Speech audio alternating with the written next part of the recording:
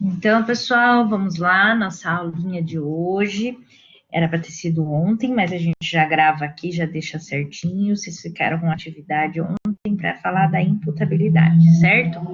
Imputabilidade na responsabilidade civil, né? Então, nós vamos estudar lá no artigo 186 do maravilhoso, ok? Então, assim, o que nós precisamos saber da imputabilidade? Como que ela funciona no nosso ordenamento jurídico, né? Dentro do Código Civil, a questão da responsabilidade civil, como responde o menor, né? Então, gente, nós vamos fazer o seguinte, né? A esclarecer esses pontos que temos, né? E eu vou deixar essa aulinha gravada para vocês visualizarem assim que cada um tiver aí a sua disponibilidade, certo? Então, a gente sabe as possibilidades de responsabilização dos incapazes, né, previstos lá no artigo 3º e 4º do Código Civil, né, e a gente precisa ver quais as medidas que são utilizadas para proteger essas pessoas, né, que são os menores, incapazes e tudo mais. Então, a gente cria requisitos para essa responsabilização dos incapazes, ok? Então, a gente coloca, assim, os requisitos trazidos pela doutrina, tá? Para que haja responsabilização do incapaz quanto às suas ações, tá? Temos 6 requisitos que a doutrina traz. Eu vou apontar para vocês esses requisitos aqui, né? Que haja realmente um fato ilícito, né? Que haja realmente um fato ilícito, que esse fato ilícito tenha causado danos a alguém, então há necessidade que esse dano exista, nem que esse dano seja meramente moral, a necessidade do dano, tá? E que esse fato tenha sido praticado em condições de ser considerado culposo ou reprovável, né? Se essas mesmas condições tivesse sido praticado por uma pessoa imputável. Tá? Então, teria que ser reprovado esse fato mais uma vez e analisado a culpa. Não esquece, quando eu falo culpa, a culpa pode ser nos dois sentidos, sentido amplo, que é na visão dolosa, né, na intenção de gerar o dano, e também pode ser a culpa no sentido estrito senso, né, a culpa no estrito senso seria a negligência, a imprudência, a imprudência que no direito civil aqui ela engloba a imperícia, tá? Então, que haja esse fato danoso e esse fato, e entre esse fato e esse dano, o nexo de causalidade. É exigido o nexo de causalidade. E que essa reparação de dano, ela não pode ter sido obtida pelos vigilantes do inimputável. Veja, que não consegui ter uma reparação por aqueles que representam o inimputável, tá? E que essa equidade, na verdade, equidade, justifique uma responsabilidade total ou parcial em face das circunstâncias concretas do caso. Veja, são 6 requisitos para os casos da responsabilização do incapaz, né? Aí eu trago para vocês a teoria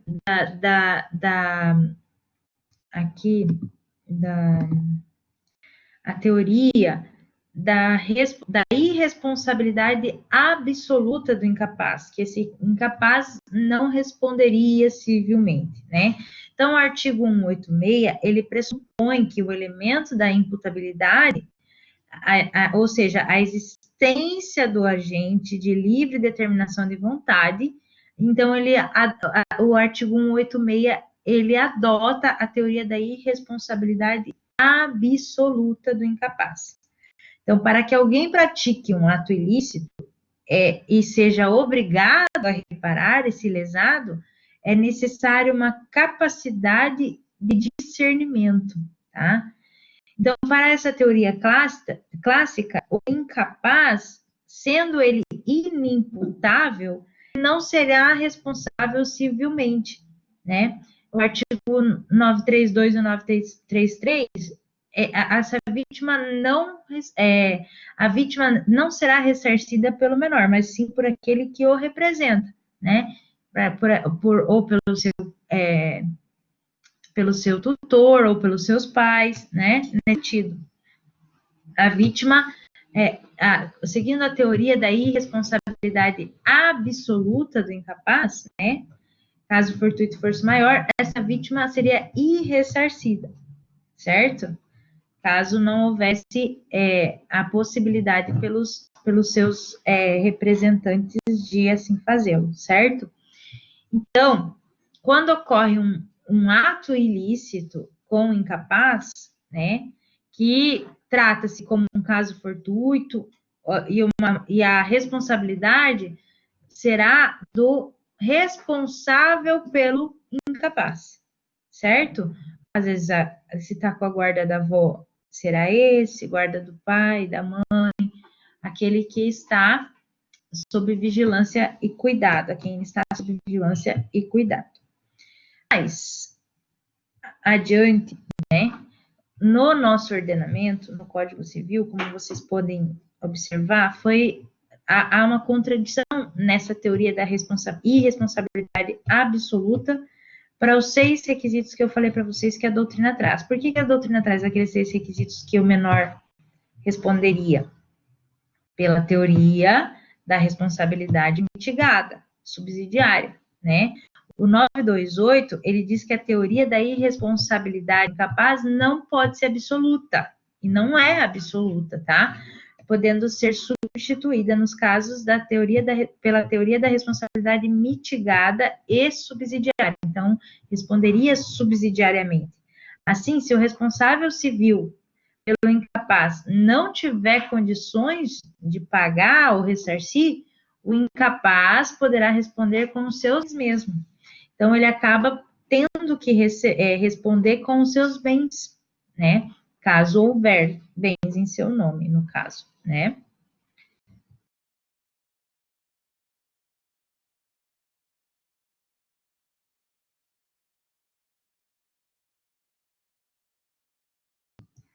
Então, peraí, caiu o vídeo aqui, mas tá tudo certo. Então, é nesse sentido, ok? Então, vamos adiante.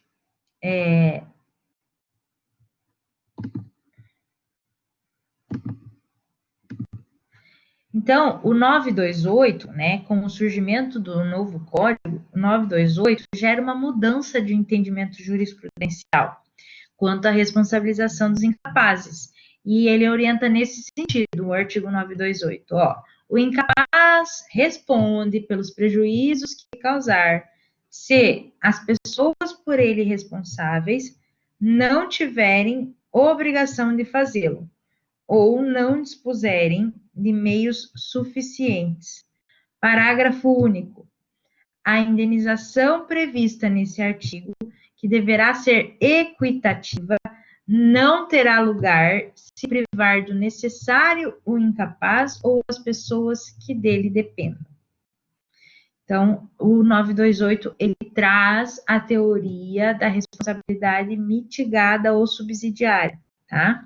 Portanto, o novo Código Civil, ele autoriza a responsabilidade do incapaz pelos danos que este incapaz vir a cometer. Então, não são todos os casos em que o menor não vá responder. Existem situações em que o menor responde pelos danos que causa, tá? Então, não dá para dizer assim, porque é incapaz não vai responder. Depende. Porque existe o 928, que abrange a responsabilidade civil ao menor, né? Desde que só que ela é subsidiária, veja. Os pais não conseguiram arcar com aquela despesa, com aquele prejuízo. Aí quem responde por eles, pelo menor, no caso, seria os bens do menor, se houver, né? No entanto, essa responsabilização, ela vai ocorrer de maneira, então, subsidiária e equitativa. Então, vocês têm que guardar esses nomes, né?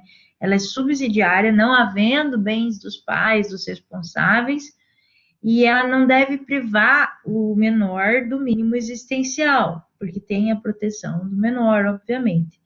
Então, a gente trata a subsidiariedade, né? Subsidiariedade, ela entende o quê? Que o incapaz que causar danos a terceiros, os seus responsáveis estarão cometidos, como tá, o menor vir a causar. Porém, né, pode acontecer na pessoa do incapaz ele ser responsabilizado de forma subsidiária, ou seja, não havendo bem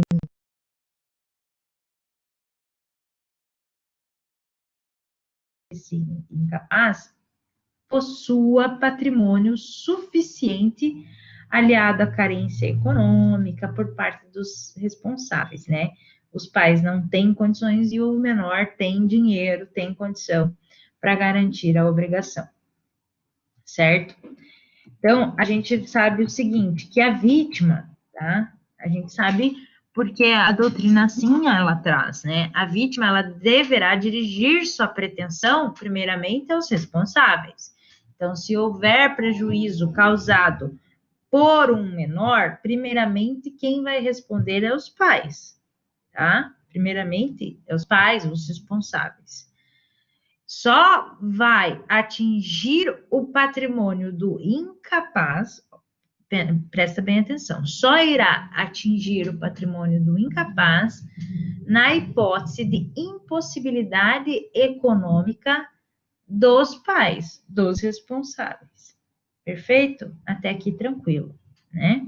Então, o responsável, ele que não tenha patrimônio suficiente para fazer reparação daquele dano causado pelo incapaz, aí sim o incapaz ele vai responder, desde que, obviamente, não venha prejudicar o seu sustento, o seu mínimo existencial, né, do menor, do incapaz, né, do imputável. A doutrina, então, ela orienta no seguinte sentido, tá?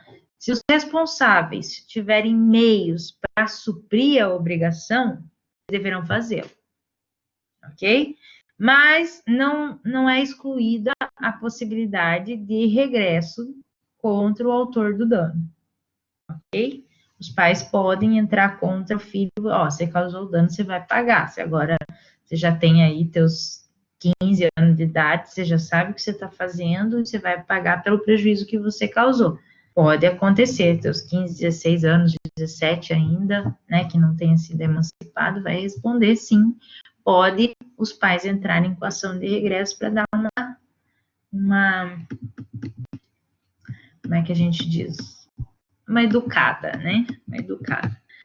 Então, assim, ó, caso os responsáveis tenham patrimônio, isso vai acontecer nas hipóteses de responsabilidade civil, no 932, vamos chamar responsabilidade indireta, responsabilidade frente a ato de terceiro. Então, aí o responsável vai lá e indeniza a vítima. Os pais, né, geralmente os responsáveis são os pais, mas nem sempre são. Aquele responsável por aquele imputou vai indenizar a vítima. Mas, posterior, né, ele tem o direito de regresso contra o causador de dano, né? Sempre tem essa possibilidade, né? Só que existe a hipótese do causador do dano ser descendente do responsável. Aí, nesse caso, quando é descendente, não entra com essa ação, né? Não seria viável entrar com essa ação contra pai, contra filho, para rever esses valores, né? Dar aquela educada. Mas existe esse liame, que não é muito utilizado, não é comumente utilizado, quem responde pelo menor, pelo incapaz, são os pais, não havendo condição dos pais, recai sobre os bens dos filhos, né? Dos filhos que eu digo desse menor, que cometeu o ilícito. Então, o menor cometeu o ilícito. Primeiramente, responsável responsável civilmente são os pais, né? Ou justamente o responsável por ele, que irá pagar essa conta. Caso este não tenha condições de arcar com o prejuízo, e o menor tenha condições sem que atrapalhe a questão existencial deste, tranquilamente poderá, pelo artigo 928 e o uso da teoria da responsabilidade mitigada subsidiariamente o menor responder com seus bens. Então, é uma falsa verdade dizer que o menor não responderá civilmente, tá? A teoria da responsabilidade, da irresponsabilidade absoluta do incapaz, ela não é, como eu vou dizer para vocês, ela não é utilizada em todos os casos, né? Cabe, em algumas situações, como eu coloquei, o 928 na utilização da teoria subsidiária, né, da responsabilidade subsidiária, mitigada e subsidiária. E como que a gente entende esse mínimo existencial que não pode ser afetado desse menor, né? Existe um entendimento que se o indivíduo causa lesão, causa dano a alguém, o mesmo vai ser responsabilizado proporcionalmente quanto ao dano causado. Então, essa máxima é relativizada em que, se tratando do incapaz, visto que, por exemplo, a eventual indenização incumbida a esses indivíduos não pode se dar em custas a privá-los do mínimo existencial. Então, eles não posso privar do mínimo esses indivíduos, ok? Então, pode, nesse sentido, o juiz, o magistrado, observando que uma indenização integral colocaria em risco o mínimo existencial do incapaz, ele pode fixar uma indenização um pouco menor, relativamente menor ao dano que foi causado, certo? Então, a gente tem no enunciado 39 da Jornada de Direito, eu vou ter que achar esse enunciado 39, ele coloca o seguinte, ó: a impossibilidade de privação do necessário à pessoa, prevista no artigo 928, traduz a um dever de indenização equitativa, informada pelo princípio constitucional da proteção à dignidade da pessoa humana, tá? Então, como consequência, os pais, tutores, curadores, eles serão beneficiados pelo limite humanitário do dever de indenizar, de modo que, se a passagem ao patrimônio do incapaz se dará não quando esgotado todos os recursos do responsável, mas quando reduzidos este montante necessário à manutenção da sua dignidade. Então, será utilizada a teoria da responsabilidade mitigada nos casos em que você tirou dos pais, dos responsáveis, o que podia, sem interferir no mínimo existencial dos mesmos, podendo alcançar já o patrimônio do indivíduo, do imputável que lesionou, né? Aí você não precisa esgotar o patrimônio dos pais para entrar no patrimônio do filho, né? Você pode responsabilizar de forma equitativa, de modo que não venha a trazer um prejuízo também para esses responsáveis, tendo o imputável bens que possam pagar esse prejuízo, né, essa lesão. Então, a gente deve observar o quê? Que os legisladores, né, bem como os operadores do direito, eles se baseiam na equidade, razoabilidade, né, princípio da razoabilidade, visto que eles inovam no sentido de não deixar a vítima desamparada, né, foi lesionada, ele não vai ficar desamparado, ainda que para que seja indenizado, ele tenha que invadir o patrimônio do menor, certo?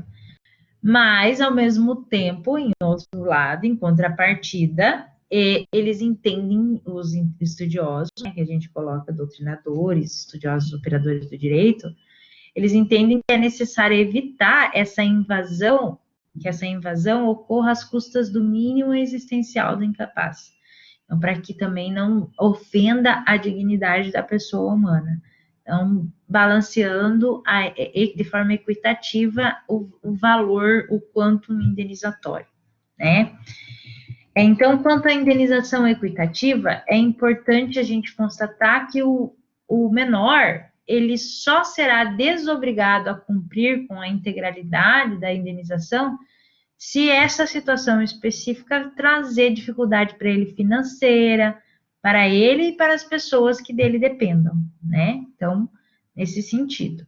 Então, a indenização, ela só será reduzida se o princípio da reparação integral, que é a regra, né, que deve ser prestigiado, esse princípio não puder trazer, o cumprimento dessa obrigação não trouxer para essa família transtornos financeiros severos, que comprometam o incapaz ou as pessoas que dele dependam nesse sentido. Tá? Então, existe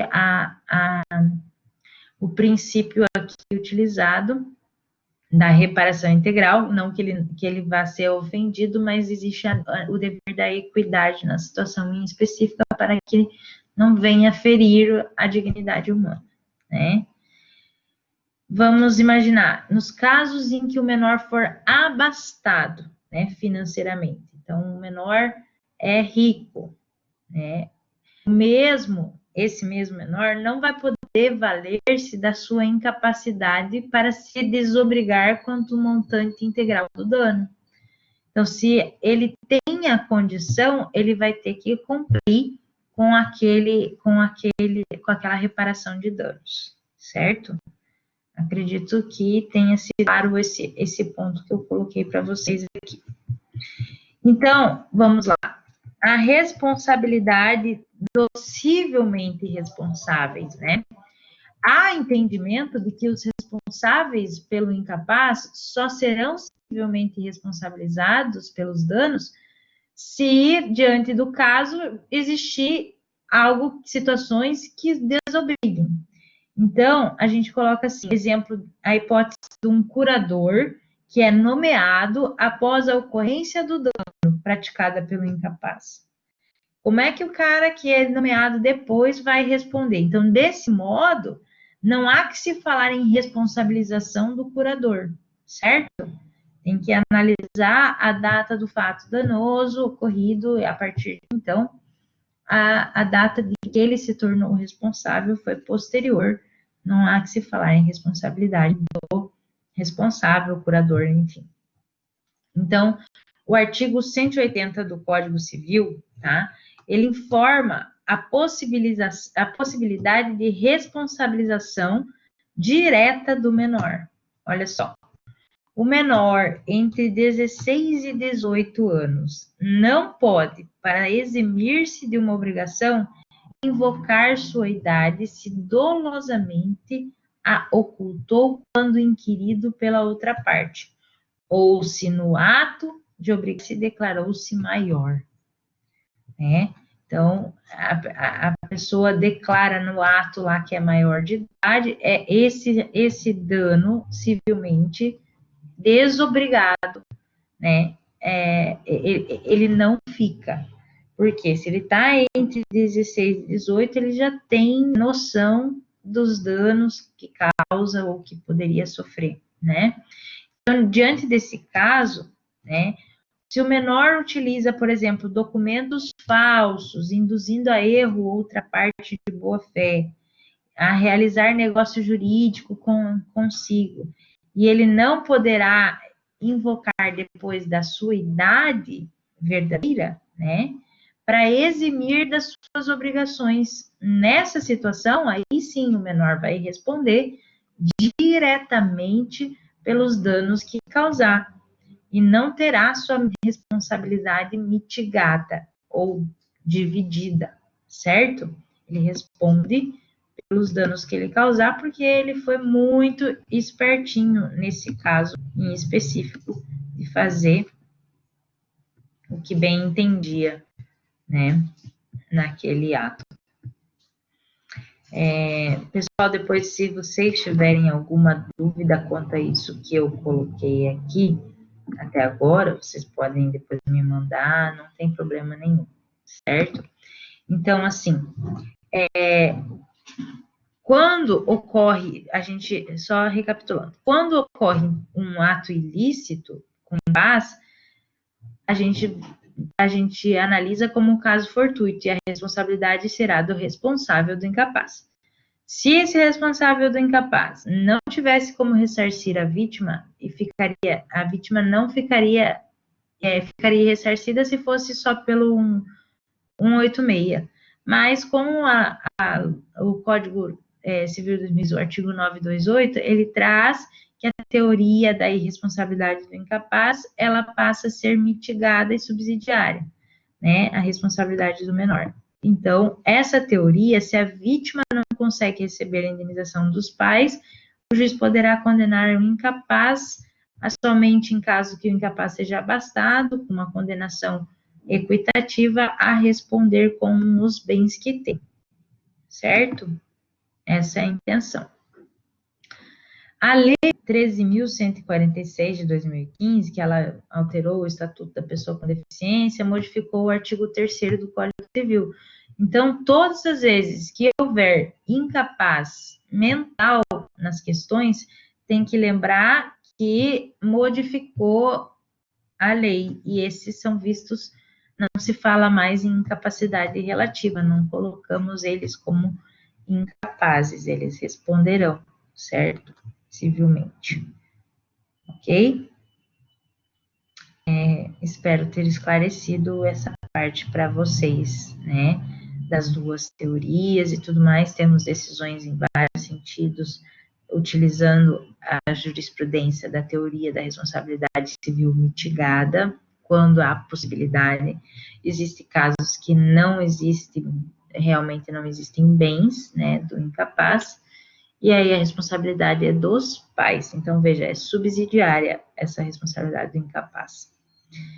E aí a gente segue um pouquinho adiante, né? As diferenças aqui das espécies de responsabilidade civil.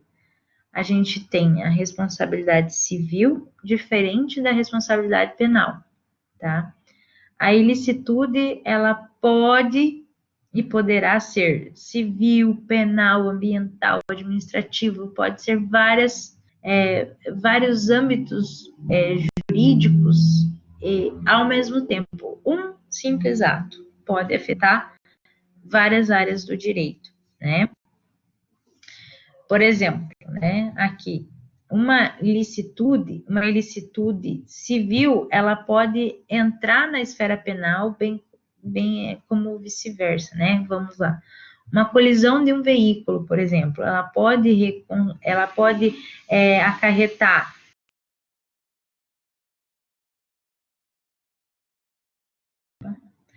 Então, uma colisão de veículos, ela pode acarretar uma responsabilidade civil do culpado, mas também uma responsabilidade penal descrita em lei, certo? Pode acarretar as duas coisas.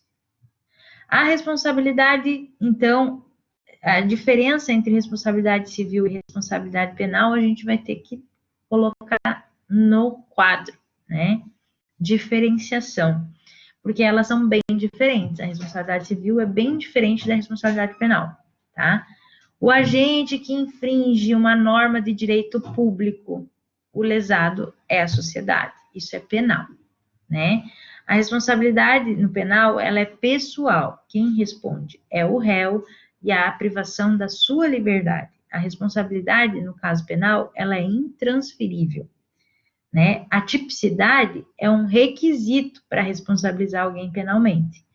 A culpabilidade, ela é restrita e nem toda culpa acarreta em condenação. Diferente do civil também. E os menores de 18 anos estão sujeitos aqui a apenas as medidas de proteção socioeducativas. Olha que diferente. A penal da civil. A civil, a gente segue aqui, existe interesse do lesado, que é privado, não é público, né?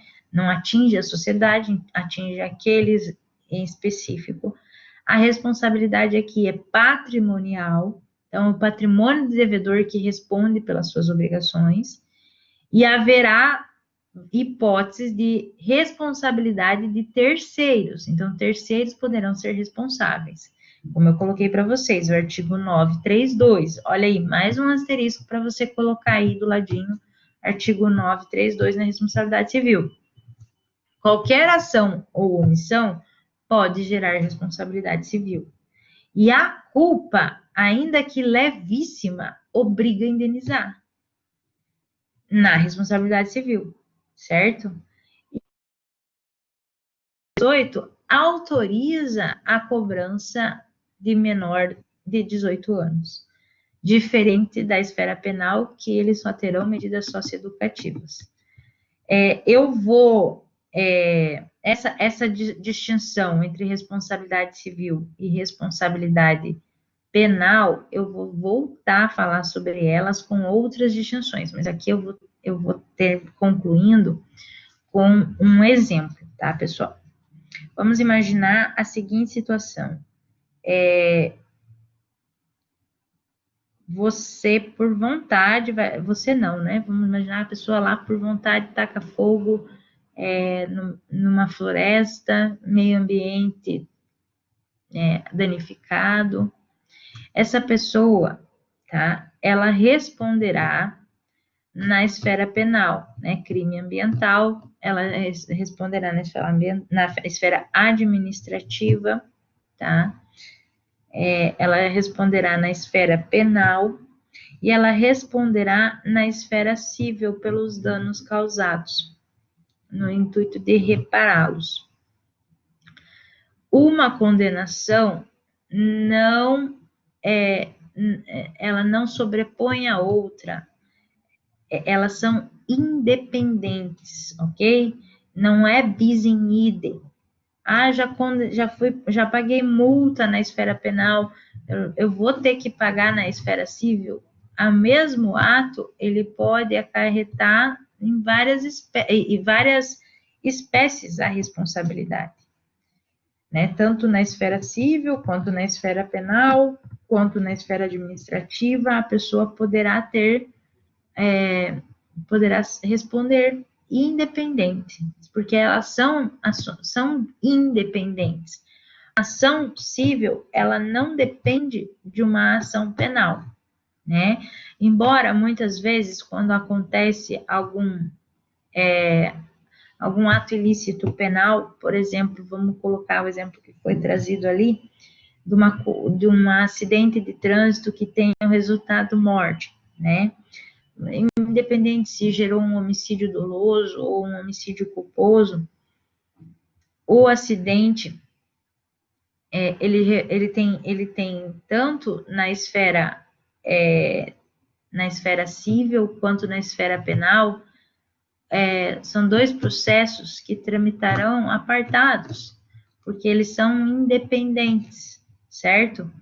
Obviamente que se houve a intenção de matar e houve ali um dano moral agravado pela intenção de matar o sujeito, dano moral às vítimas, né, à família que sofreu, isso poderá ser majorado na condenação civil utilizando as provas trazidas aos autos na esfera penal.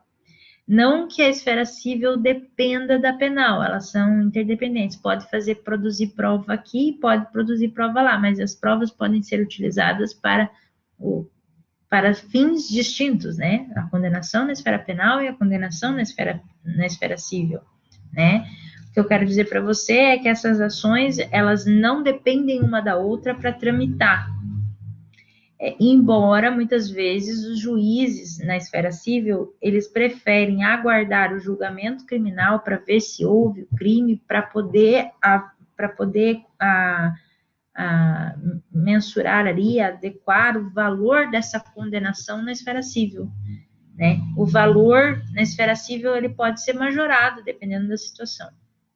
Então, nesse sentido, que, por vezes, o juiz entende necessário sobrestar os autos, aguardar a decisão na esfera penal para, posterior, condenar na esfera civil, né?